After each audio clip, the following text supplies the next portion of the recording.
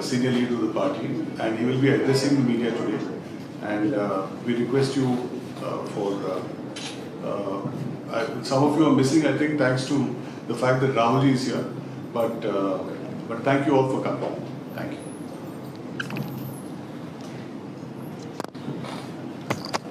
Thank you very much, friends. Very good afternoon to you. As you know, now we are in the thick of the election campaign. Today, Rahul Gandhi ji is in the state. He's doing a few meetings, and then Priyanka ji and Kharge ji are also coming soon to Kerala to campaign. I was noticing the statements made recently by the Prime Minister and by the Chief Minister. First off, what is happening in the Middle East, the war between US, Israel and Iran, is a matter of concern for all of us. And I think the fallout of that war is having great effects on almost all countries of the world. But India has a lot at stake, not just the people, families and the millions of Indians who live in the Middle East, but also the issues of trade, commerce, energy security and so on. Now I understand the fact that this is something that is happening outside our country, but it's impacting our people, and a lot of those people come from the state of Keralam. And I think as an opposition or as a political activist, to make sure that the government is being transparent and disclosing all facts about the developments happening there is important, imperative, and it is the right and the duty of the government of the day to be factually correct about what is happening. And we have to caution the government, like Mr. Rahul Gandhi had cautioned the government back in the day when COVID actually happened.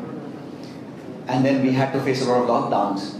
The point I'm trying to make is that the opposition, whether in parliament or outside, is doing the job of cautioning the government, of taking precautionary steps to ensure the supply of energy, gas and petroleum. It is not called fear-mongering, and I think the Prime Minister was very disingenuous when he said that people should avoid spreading rumors. No one is spreading rumors. We know in Thiruvananthapuram and in many parts of Kerala today, LPG cylinders are not available for commercial establishments. There is a problem of supply, which is a natural fallout. But the government of the day should take adequate steps to ensure that there are alternate sources of importing their gas, there's enough stockpile, enough reserves, and this sort of planning goes into any global action that has impact on India. So when we are concerned about the displacements of the Indian citizens living in the Middle East, about their evacuation plans, about their health and safety, about their job losses, about their welfare, it is important for the government to actually tell everyone what the reality of the ground and the situation is. On the other hand, we have a Chief Minister who's desperately trying to get a third term, which is nowhere in sight. I've traveled around the state. The kind of response we have, our Congress, UDF cadres, leaders, workers are working tirelessly.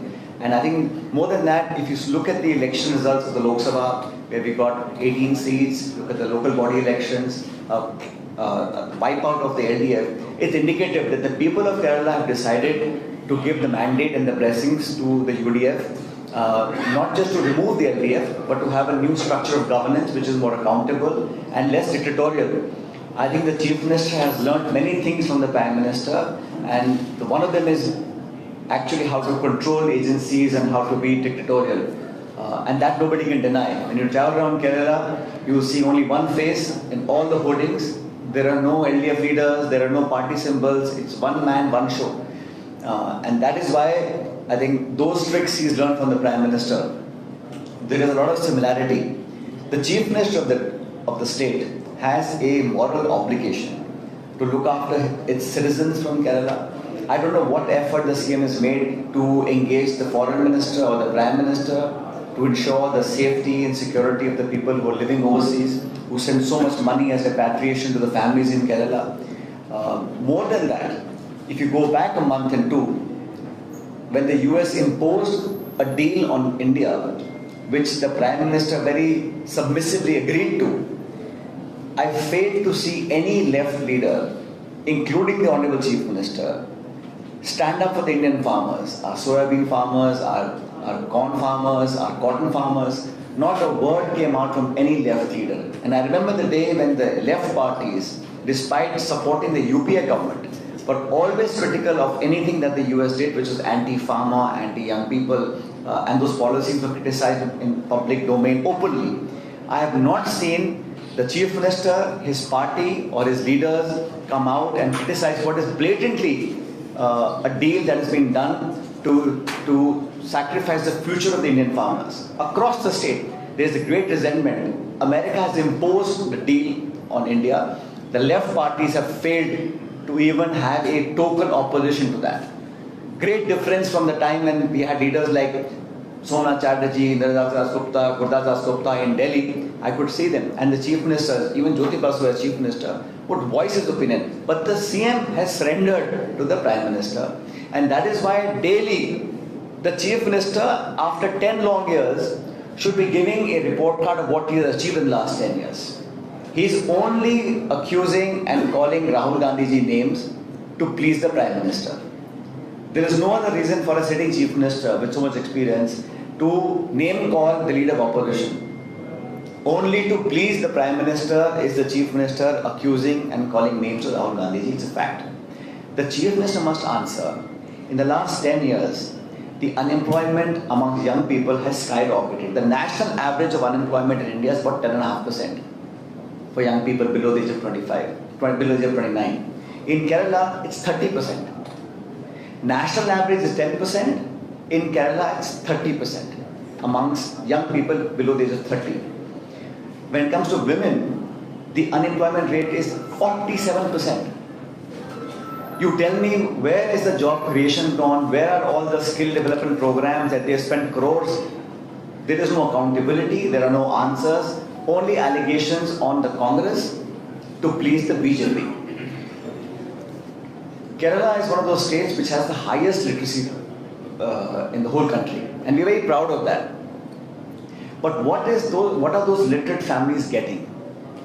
Young people. This is a government number I have. The Kerala Migration Survey very clearly states that 2018, the number of students who went out, and I'm saying this is not migration, this is evacuation, because people are seeing no future and no stakes in the state. That's why they're forced to leave the country. 130,000 students went out 2018.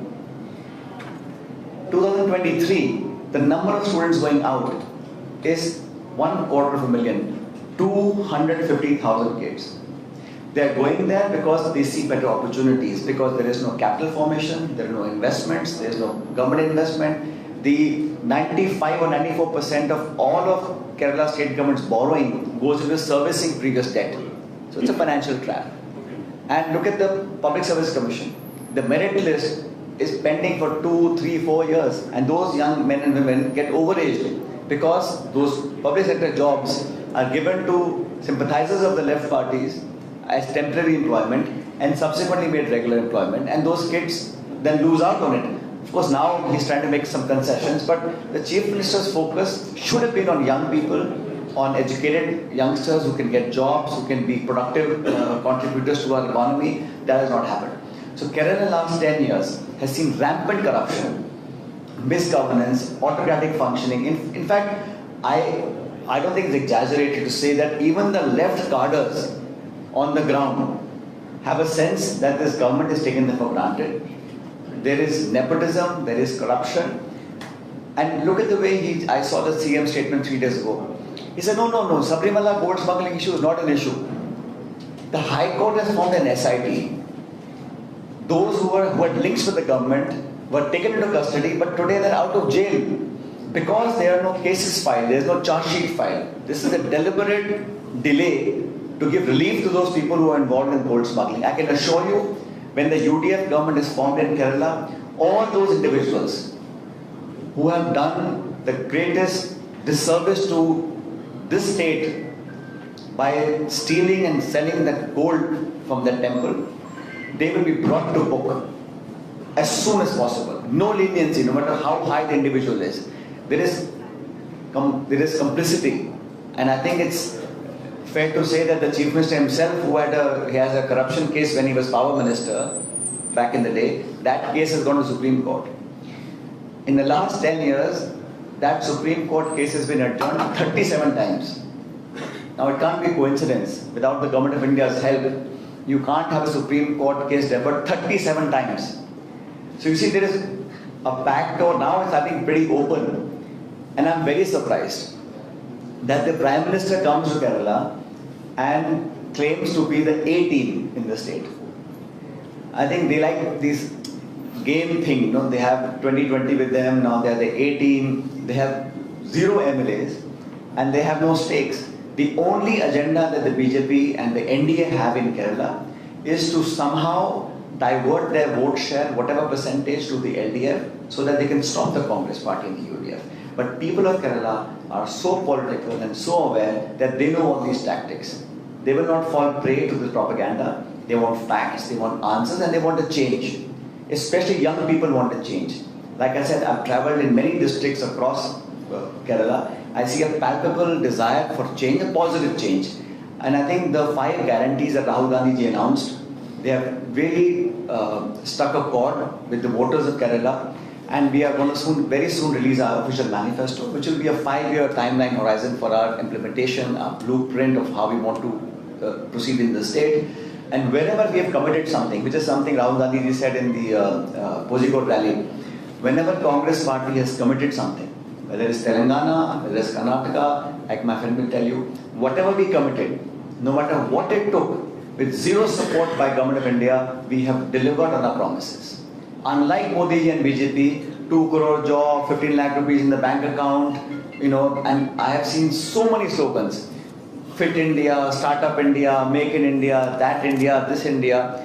Nothing has actually been delivered on the ground. Congress party, whether it's Himachal Pradesh, Karnataka, Telangana, we have delivered what we promised. And in Kerala, I think we have a great idea of how to get the state back onto track in terms of fiscal and economic policy, monetary policy, and there is depth and experience in our leadership, and we will deliver whatever we promise. But today, there are many questions that the LDF has to answer, and I'm not going to make predictions, but I can see the left parties, what happened to them in West Bengal is going to happen here.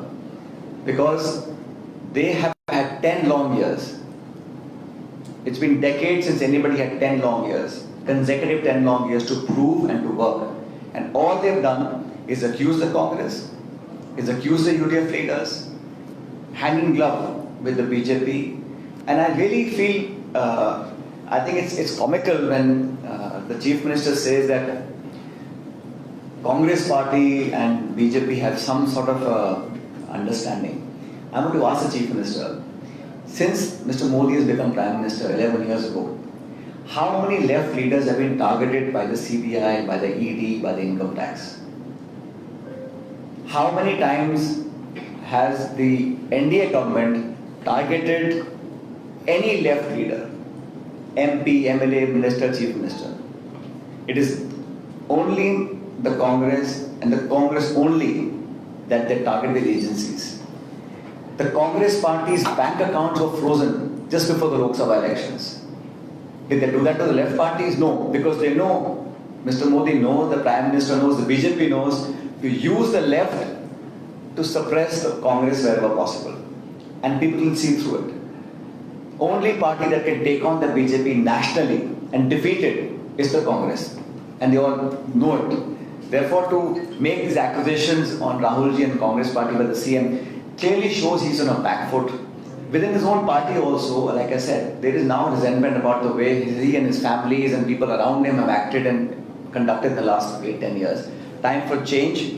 I'm very confident that the people of Kerala will vote with a thumping majority, and with full humility. I want to address that when we get a chance to form the government, we will deliver all our promises, but we'll keep young people, especially educated people who are not gainfully employed right now, and women at the center of our focus, and deliver to all the aspirations that people have from the UDF.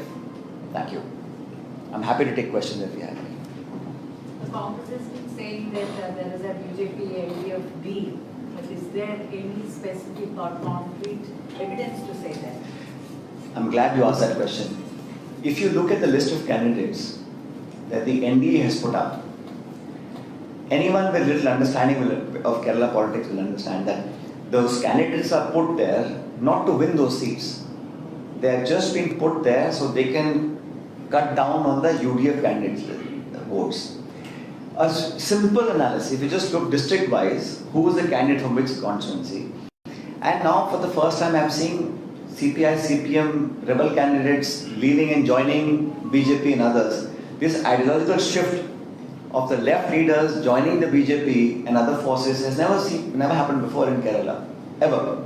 But the NDA candidates, they are being put not to win elections, but only to cause damage to the UDF vote banks everywhere. And like I said earlier, BJP has no great stakes in the state. They got some votes during Lok Sabha elections, but assembly elections is totally different, and people vote differently. Kerala people are so politically conscious.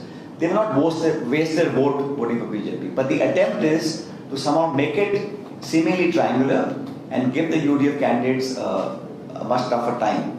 But the collusion is because of last 10 years. If you look at the actions of the Chief Minister, of the Prime Minister, if you look at the political pressure that is applied to all opposition parties except the left parties, it's very clear to see. And like I said, the only attack the NDA, Government of India does is on Congress leaders and leadership. Mrs. Sonia Gandhi, Rahul Gandhi ji, ED, interrogation, detention, seizing of bank account, now evicting our office from New Delhi. So they are only attacking the Congress because that's the real threat. The left parties are being used by the BJP to damage the Congress prospects. But people can see through all of this. This is not going to happen.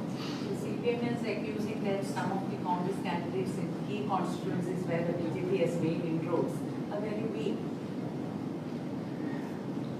When you say weak, Congress party has a vote share in every constituency. Barring a few, every constituency, Congress has had a very strong vote base.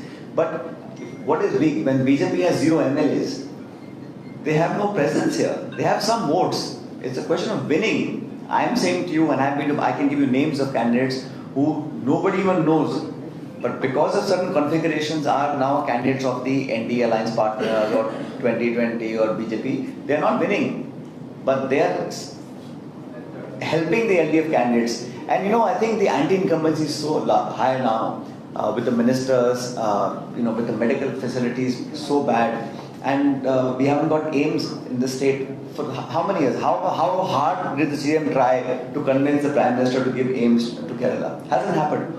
So development-wise, investment-wise, job opportunity-wise, economic planning, functioning, execution, nepotism, corruption, I think they have a lot to answer for. And I say this that the NDA is trying to make inroads again, not to become politically strong themselves, but only to weaken the UDF and the Congress. That everybody is able to see and understand. So are you trying to say that the NDA is joining hands with their arch enemy, the left, to have a Congress move Kerala? Not joining, already joined. Because when Modi ji became Prime Minister, did you hear him say, I want a communist mukt India? No. Congress mukt, he said, no, not communist mukt. So, smaller enemy is being used right now to stop the Congress party. Right? And it's politically convenient for the left parties to be used by them. Whether it's resources, whether it's proxy candidates, whether it's narrative. And even when the Prime Minister comes to Keralam, he only ideological issues, left parties, for whatever one may say, had an ideological stand for 7 decades. It's all gone now. Because the entire left parties across India depended on one man in Kerala to run the party. They have now put all their arms down and accepted whatever he is saying. And he is only interested in keeping his job. So I keep saying this, it suits the PM to have the same CM. It suits the CM to have the same PM. And that, I think, should summarize it. Why do you think as the Chief Minister... Somebody else can ask a question. Somebody else may ask a question. He has not given any answers to the questions we've been asking. He is, because election is now in 10 days' time, he can say what he wants. But for the Congress party and the UDF, the people will speak now. We have spoken enough false accusations, enough propaganda, misuse of government machinery. Look at how much money they have spent. I'm told almost 250 crores just recently on his publicity. Misuse of taxpayers' money. So I'm saying we ask questions, we get no answers. Now it is the people who will decide on 9th of April, and the Congress and the UTF on behalf of us, the people of Kerala will speak on 9th of April. Actually, out of Kerala, there is an alliance with the CPM and Congress in national. So the BJP said that the alliance starts from the Kerala. Because when BJP is growing, there is an alliance with the CPM and Congress. That alliance comes with the national level. See, there are two different things, and I'm going to make it very clear. Nationally, against the BJP, there was alliance of multiple parties. Right? RJD, Samajwadi Party, Shiv Sena, Congress, some left party. That was a national coalition for the national elections. And that still stands. But every state has a different political landscape. When I want to make my candidates, Congress candidates, win elections in Kerala, who do I have to fight? It's the left parties. And that has happened for the last decades. There's nothing new in it. Nationally, against what at that time people were very, very scared, especially our Dalit and tribal brothers sisters, that the BJP, if it gets majority, they will change the constitution and take away those rights and reservations. So the entire country opposition came together, and if you don't mind me repeating, we got 234 MPs, the India Alliance. The NDA got only 290 odd, so the gap is very limited. Nationally, alliance was formed, and it still stays nationally. But every state has specific requirements, and every political party will take a call on what needs to do in the state. So we have, it's not that we have suddenly decided to fight the CPM, CPI. We've been contesting against them even before BJP was born in Keralam. So this is a long tradition, there's nothing new in this. But sometimes, certain cases, nationally, one has to come together for what's more important. Preserving the constitution. If BJP, they claimed 400 seats, 400 par. Remember that slogan BJP said, 400 par. 240 they got stuck. Had it not been Nitish Ji taking that 7th somersault and stuck with the India Alliance, the BJP would not come back to power. So that is a national issue, and we fought Lok Sabha elections, but Vidhan Sabha elections, we fight very, very aggressively and on the forefront, but with facts, figures and real issues. Not just coming, speaking and giving propaganda and going back. So BJP has now started coming here. 5 years, 10 years, what have they done for Kerala? What, if the Prime Minister has so much love for Kerala, what has he actually done besides the project that we started when Umachani was Chief Minister? Nothing new, no allocation, no special funding, no special budgets, nothing has happened. It's just politics of convenience. That's what it is right now. In future, the BJP has become too strong in Kerala. There is a need. नहीं होगा भाई, हम लोग बैठे हैं यहाँ पे, जहाँ हैं वहाँ भी कमजोर होने वाले हैं. I am from Rajasthan. They may be in government there.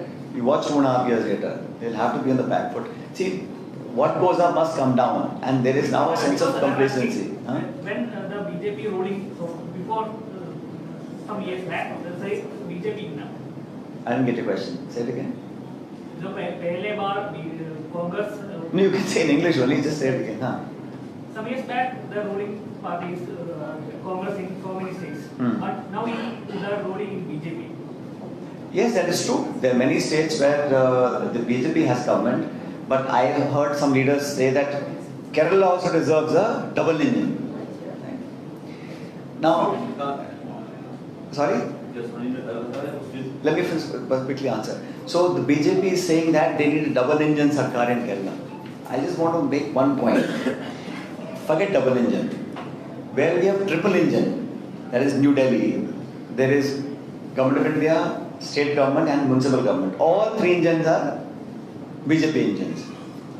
लेकिन वो जितने भी engine हैं, वो सिर्फ धुआं फेंक रहे हैं. They are not actually working. You ask anybody in Delhi what the situation is. So this whole sloganeering of double engine is such a negative thing to have happened when any state. Look at any state. Look at my state, Rajasthan. Absolute collapse. And the leaders of those states have no guts to go and tell the Prime Minister, we want this. Because they're so submissive. So this, ab ki baar 400 par, 2 crore job, double engine sarkar. People are tired of these slogans. People want jobs they want inflation to come down, they want better quality of life, and they want to get those cylinders when they ask for it and not wait for weeks. Okay. Recently, Mr. Subramanian Swamy has raised a serious allegation against the Prime Minister Modi on personal front. So far, there was no response from the Prime Minister, neither from the PMO, nor from the BJP. How do you see this allegations, whether it should be seriously addressed or not? I have not really seen the allegations yet. I'll have to see what he said and I'll respond to it then. I've not seen it personally. So you said the BJP is using agencies to target Congress. So do you think they're using the same mechanism to attack against the other parties in the area? Not at all. I think the BJP is saving all its ammunition and gunpowder to attack only the Congress, whether it's Rahul Gandhi ji, Sonia Gandhi ji, or the Congress party. Which other parties we targeted? Maybe a few leaders here and there, but certainly not the CPM leaders or CPI leaders. You tell me one example where a left leader has been targeted by the agencies of ED, CBI, and income tax. Not a single case. Because they know they can use the left party leaders and party leadership to slow down the Congress party, at least in Keralam. And that's a clear example of how politics of NDA is working out. Thank you very much. Thank you.